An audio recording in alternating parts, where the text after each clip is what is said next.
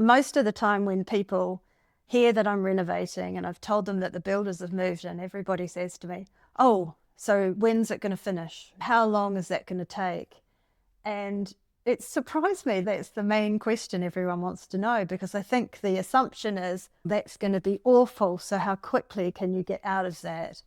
But for me, I'm thinking not so much how long can I prolong it, but I am very engaged in the enjoyment of the process. And I think that I have that because I am confident and I know what I'm doing.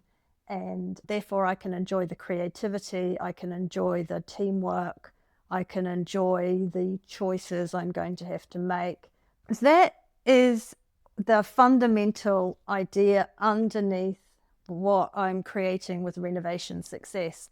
I want other people to be able to enjoy their renovations, and I want them to be able to create really successful renovations without having to spend 25 years learning through trial and error like I did.